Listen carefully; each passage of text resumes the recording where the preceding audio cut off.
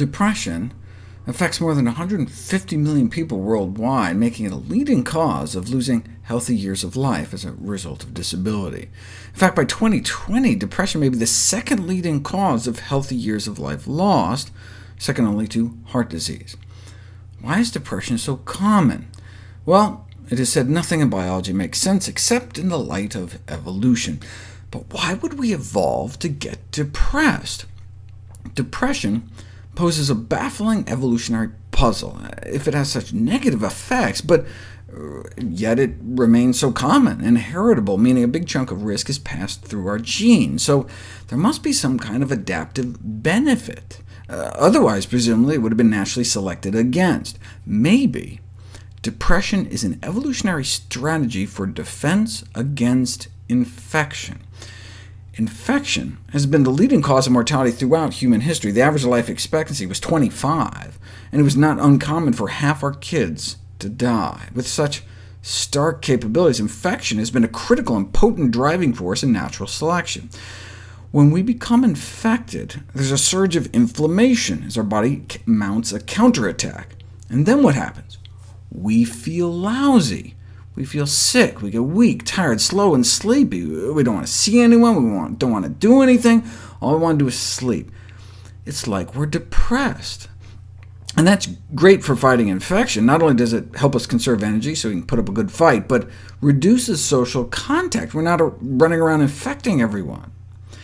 It's the same reason we evolved to think poop doesn't smell good, or decaying flesh. That keeps us safe from infection. In fact, we see this phenomenon with other social animals like honeybees and mole rats, who feel impelled to crawl off and die alone when they get sick, which reduces the risk for the rest of the community. The relationship between mental health and inflammation was first noted in 1887, for which the only psychiatrist ever win the award got a Nobel Prize. But what evidence have we accumulated in the centuries since that inflammation causes depression? Well, people who are depressed have raised inflammatory markers such as C-reactive protein. Inflammatory illnesses are associated with greater rates of major depression. Indeed, that's what's found in a variety of inflammatory conditions, including more kind of benign inflammatory conditions like asthma and allergies. And that's important, suggesting the mood symptoms are not simply feeling bad about having a terrible disease, but maybe directly tied to the inflammation. And most powerfully, you can actually induce depression by inducing inflammation. Like when we give interferon for certain cancers or chronic infections, up to 50% go on to suffer major depression. Even just giving a vaccine can cause enough inflammation to trigger depressive symptoms. Taken together, these studies are strongly suggestive of inflammation being a causative factor of mood symptoms. So, can an anti-inflammatory diet help prevent depression? We didn't know until about 43,000 women without depression were followed, along with their diets, for about a dozen years to see who became depressed.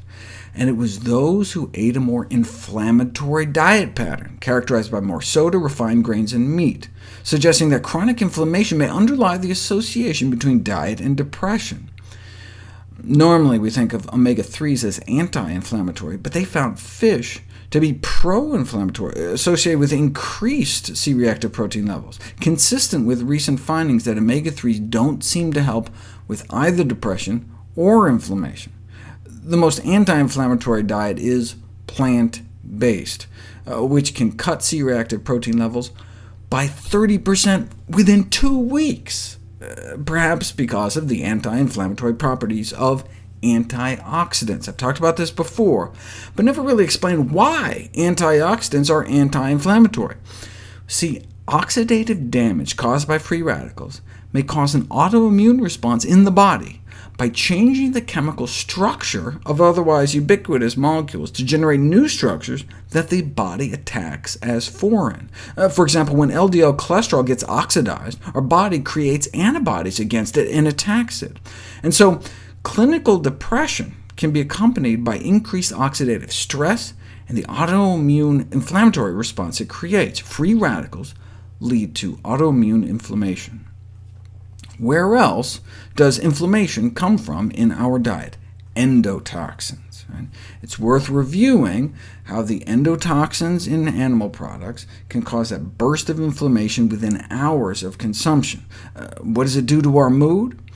If you inject endotoxin into people, within a few hours, inflammation shoots up, and so does feelings of depression, as well as feelings of social disconnection between people.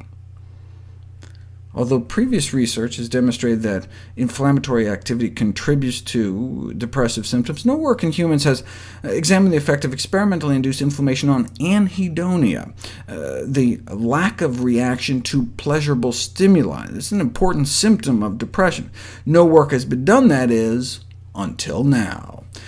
Within hours of endotoxin hitting their bloodstream, these experimental subjects not only started to feel depressed, but they had significant reductions in activity in the reward center of their brain. They were less excited about winning money playing video games, for example, in this study.